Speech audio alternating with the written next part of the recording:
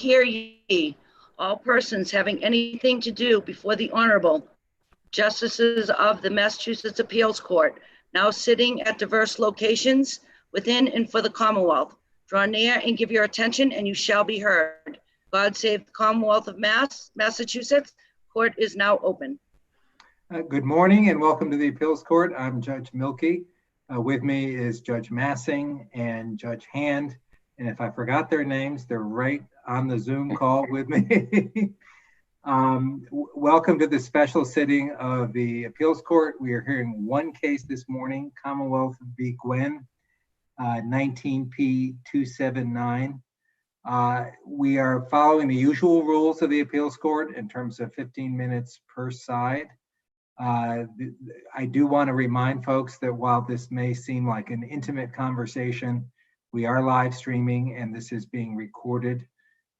So please act accordingly. Please be assured that, as usual, we have read the briefs and are familiar with both the facts and the arguments.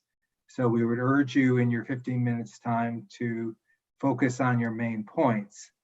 That said, there is no shame in sitting down if you feel you have said what you have to say. And with that, I will turn it over to Mr. Colangelo.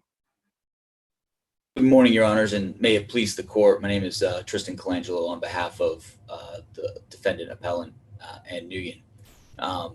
Before I get started today, I just want to express my appreciation to the panel and to the sister counsel for having the flexibility to allow me to continue the hearing today to attend the recent birth of my son. Can I just stop and I'll give you an extra 10 seconds. The panel was very pleased to hear your good news, so we were happy to accommodate you. My wife appreciated it even more than I did, I think. This case raises two issues: whether Trooper McPherson's testimony, which included statements by Mr. Nguyen to the effect that he was unable to perform field sobriety tests and his later refusal to perform any more, created a substantial risk of a miscarriage of justice. And the second one, as to whether there was prejudicial error for Trooper McPherson to testify that field sobriety tests determine a person's intoxication.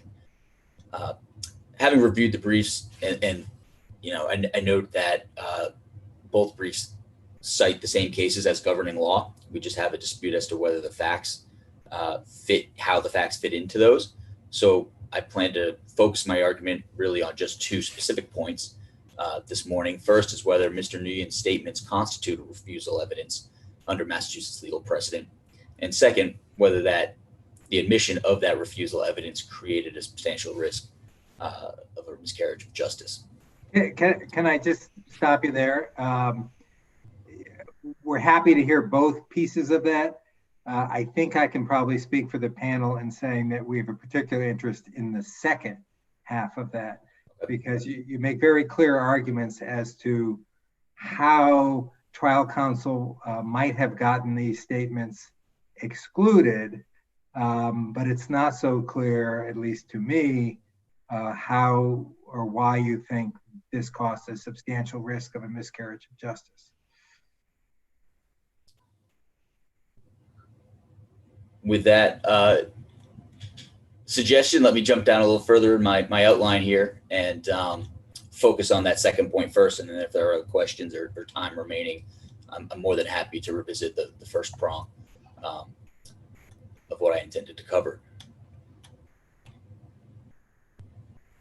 So when evaluating whether there's a substantial risk of a miscarriage of justice or not, the court's weighing the strength of the Commonwealth's case against the defendant without the erroneous admitted evidence, the nature of the error, and whether the error was sufficiently significant within the context of the trial, where the jury might have plausibly reached a different result. Here, we're really looking at to whether the Commonwealth proved that the defendant's consumption of alcohol affected his ability to operate a vehicle. And the case, the facts, the evidence that the Commonwealth brought in against Mr. Nguyen were not overwhelming. In many of these cases, we have overwhelming evidence that the defendant was operating the vehicle while intoxicated. But here, there's the evidence simply isn't overwhelming, and in fact, in some aspects of it, it's rather weak. To begin with, it's undisputed that while he was driving, Mr. Nguyen and his companion were watching videos being played from a cell phone that was sitting on the console of his car. He was obviously distracted by that. There was no dispute that the video was playing, that he admitted that he was watching it, and that Trooper McPherson, when he went over to the vehicle after pulling Mr. Nguyen over, that the video was still playing and he had to ask him to turn it off.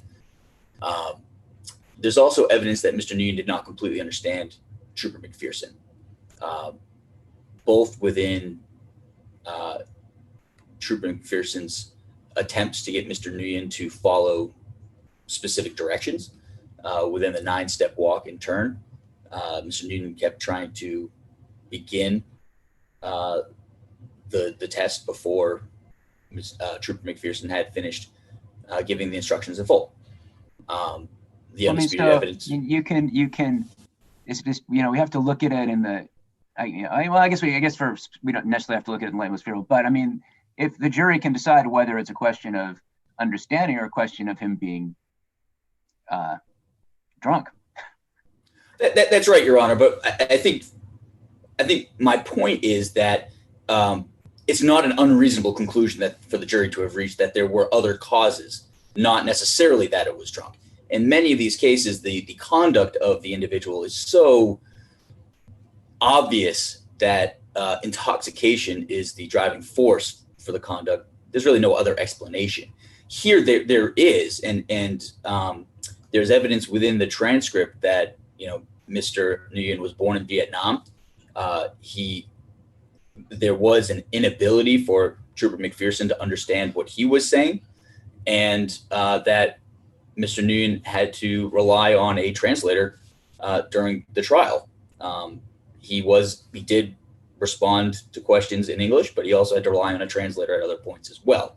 So the fact that there may, I'm sure the Commonwealth is going to argue that those really just indicate that he was intoxicated, but there's other reasonable paths that the jury could have found in the absence of this erroneous refusal evidence.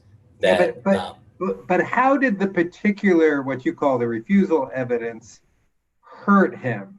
Because in particular, part of the testimony put before the jury an alternative explanation for why he may have performed poorly on the test. Why didn't that statement, in fact, help him, and may in fact explain why there was no objection to this testimony coming in? Certainly, once it came in through Trooper McPherson, defense counsel did the best that they could under the circumstances. No. I mean, it's he didn't object. I mean, and you draw an inference that he wanted to get that in. If you look at the when your client actually testifies, he asks him to go over those statements as statements of, and I think his strategy is he voluntarily cooperated the whole time. He was willing to try. He wasn't refusing. He was trying his best. He wasn't, because he wasn't drunk. He was willing to go along. And the only reason he couldn't do that is because he had a physical disability. Well, I mean, at the end of the day, it's the inference that the jury draws, and we're just not in a position to be able to know what the jury was thinking at the time they came in. But the inference that the SJC and the appeals court has determined violates Article 12 is the inference that he didn't want to do it because he was intoxicated or had concerns that he may not be able to pass the exam. But all three of those cases dealt with preserved error. And here, there was no objection.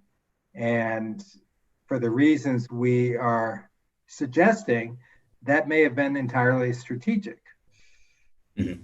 It's a higher standard, but when compared to other cases in which the Commonwealth case has been characterized as not strong, and in my brief I cite Commonwealth versus Gibson, it's very similar to that scenario where in Gibson, the defendant had admitted to drinking 4 beers and eating a large amount of food, lost his balance a few times during the 9-step walk and turn, skipped letters when reciting the alphabet, and smelled the odor of alcohol. And that's a case that does fall within the miscarriage of justice standard. And the admission of the refusal evidence was determined to have a significant or a sufficient effect that the appeals court was concerned as to what effect it had on the jury. And I think that's a case that's similar to the present here, where Mr. Nguyen had admitted to drinking 3 to 4 beers, Bud Lights, a couple hours earlier while enjoying Vietnamese food. He lost his balance during the 9-step walk and failed to complete a number of the exact number of requested steps. Trooper McPherson identified the odor of alcohol, and his eyes were glassy and bloodshot. So I think those cases are very similar. And if you're looking for a case that is governed by a different standard, I would point the court to that case. Can I ask you a particular question with regard to your client stopping in the middle of the second test, the one-legged stand test? The trooper characterized this as he refused to go on, or he definitely used the word refused. I don't remember the exact quote. What should the trooper have said under those circumstances? Presumably, he can get in that the test was not completed, but how do you say he should have phrased that? I think he simply was permitted to describe how Mr. Nguyen performed on the test. And he could have properly stated that he held his leg up for, I believe it was 3 seconds, hopped a little bit, and then put his foot down. But could he then say the test was not completed? So, certainly that would have been much better than characterizing it as refusing to continue. I think we would still have some issues as to what's the proper inference to be drawn from it was not completed. The jury's going to be asking why. But certainly the way it was phrased from the stand, that he refused to continue, is sort of the message that the inference should be drawn, that he didn't want to continue because he could not finish. Okay, could in the remaining time, could we turn to the second issue regarding the trooper's characterization of the test? I believe you said in your introduction that this is a question of whether there was prejudicial error. I take it you're claiming that there was an objection here? I don't remember that. His description of the what field sobriety test actually do. No. Yeah. This is another instance where there was not an objection, so it is also governed by the substantial risk of a miscarriage of justice standard. But this comes into play because the jury was clearly focused on grappling with this idea of what standard do we apply? How do we objectively know whether he was driving under the influence and that is what affected his driving, or whether he was not paying attention, or just was physically old and unable to perform some of the field sobriety tests. So the jury submitted a jury question on this issue, asking for what objective standards are there. There were other questions in there as well, asking about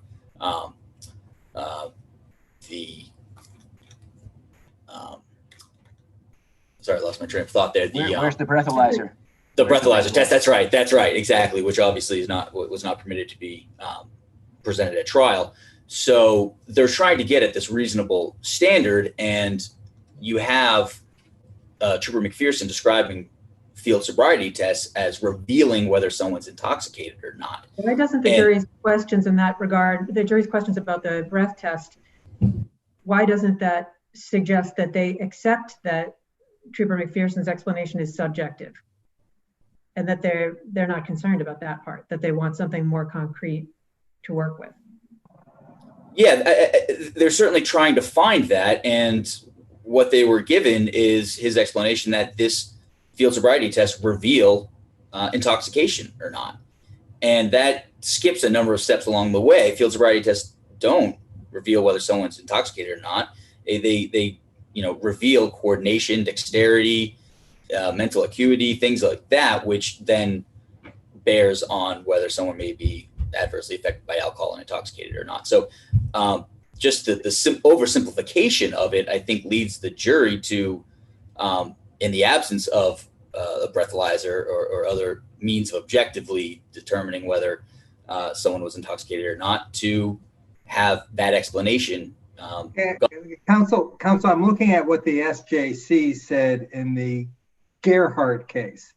As you may remember, that's a case that deals with field sobriety tests in the context of marijuana, but there's a lot in the case talking about the use of such tests when it involves alcohol. And the SJC in that case refers a field sobriety test as a test that, and I'm quoting, were developed specifically to measure alcohol consumption. And the court went on to note that, and again, I quote, there is widespread agreement on the existence of a strong correlation between unsatisfactory performance on such tests and the blood alcohol of at least 0.08%. Would your client have been any better off had the judge, read to the jury what the SJC said in Gerhardt than from what the trooper said in his testimony? I would have to look at it. I'm not intimately familiar with Gerhardt, but I would say, I guess I would just point back to other SJC cases dealing with intoxication of alcohol and that dexterity standard and mental acuity and those types of things that they say that is what the test is developed to measure, and not revealing intoxication. Okay. Thank you very much, counsel. Your time has expired. We will hear from the Commonwealth. Counsel, you appear to be muted. Thank you, Your Honor. I have two dogs elsewhere in my home, so I apologize if you may hear them in the distance, and that is why I was muted. But good morning. Do you allow dogs in the courtroom there? No, elsewhere. But may it please the court, Julianne Campbell on behalf of the Commonwealth. I'm here today asking that this court affirm the defendant's conviction because, quite simply, the testimony of the trooper that the defendant stated he was old and did not have the balance necessary for the test was not refusal evidence. And even if this court were to conclude otherwise, it simply was not a substantial risk of a miscarriage of justice. I think my brief, unless there are questions on why I don't believe that this constitutes constructive refusal, I'm happy to talk about the substantial risk piece. But just on the refusal issue, how do you deal with Grenier, which takes a somewhat similar comment and says it's the equivalent of saying I've had too much to drink? Sure. So I think this is actually quite significantly distinguishable from Grenier, because I think in Grenier, the defendant in that case spoke to the precise catch-22 that the Fifth Amendment is designed to protect, which is that either he was going to be arrested for failing the test or he was going to be arrested if he did not fail the test. That was particularly insightful, but I would suggest that that is the only case in existence where the courts have treated that as have it recognized even a constructive refusal. And I would suggest they did so in that case because of the unique and insightful language of the defendant in that case. Here, I would suggest that the comments offered by the defendant, one, were merely to explain his any physical difficulties he may have. And in fact, on page 71 of the transcript, the trooper testified that he had asked the defendant if he had took any medication or injuries that would interfere with his ability to take these tests. So the fact that the defendant later offered that when he was instructed as to a specific test, to me is indicative of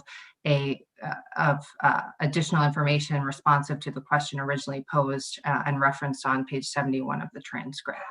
It's a far cry from the articulate language that the defendant used in Grenier. So if trial counsel had objected to this, moved in limine, saying under Grenier, this doesn't come in, you don't think the judge would have excluded this?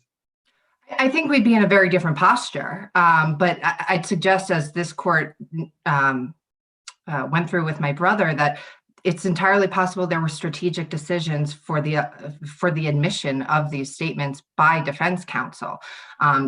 It's entirely possible that an argument could be made for exclusion in a motion in limine, and we'd be reviewing for prejudicial error. But I think even under that standard, we'd be in a problem, because quite simply, that evidence isn't really prejudicial to the defendant or his defense at trial, which was that he was not intoxicated and instead simply couldn't perform those tests, which again, the defendant himself testified to at trial. How do you deal with the fact that with regard to the defendant stopping in midstream in the second test, the trooper characterized this as a refusal? Certainly. So I recognize that the trooper used the word refuse, but I would make 2 points. One is which it was at the conclusion of the defendant had tried the test twice. And I think that that's important, because there is a body of case law that discusses that when one begins performing a test and subsequently refuses or clearly is taking action that disrupts the completion of the test, that's admissible after an initial test has begun. And I apologize, I don't have a cite off the top of my head. I'm happy to supply the court with a 16L letter, but there are many cases I can think of. In the breathalyzer test, I believe starts with a C, and I'm blanking on the name, but I will file a 16L letter on that point. But it's a very different posture. Counsel, can I just, sure. That would not be a proper use of 16L. No, simply to supply the court with a case. So that would be my only reason to answer the court's question here. You're probably thinking of colaturi, or if you're thinking of C. I don't. Any event, I can. If there's a case, we can find. Sure, I can respect that, Your Honor. But in any event, there was no substantial risk of a miscarriage of justice here, where the facts of this case were frankly quite overwhelming. To begin with, the defendant admitted he drank 3 to 4 beers and he only weighed 115 pounds. He was driving 50 miles per hour under the speed limit. The police, can I just stop you? The police report, which has his weight, was entered in evidence? No, I believe the defendant himself testified to his weight of 115 pounds. I would have to double check that. I do know that was in the record.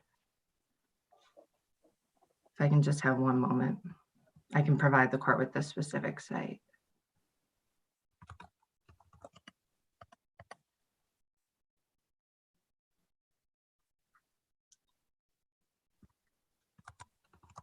I think there's a reference on page 75 of the transcript. Thank you. That would be right.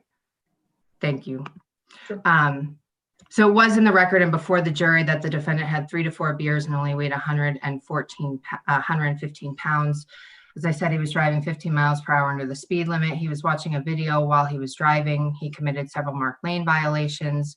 He had slurred speech, red glassy eyes, the smell of alcohol, and he stumbled when exiting his car and while at roadside trying to perform the tests. He then did not satisfactorily complete those tests.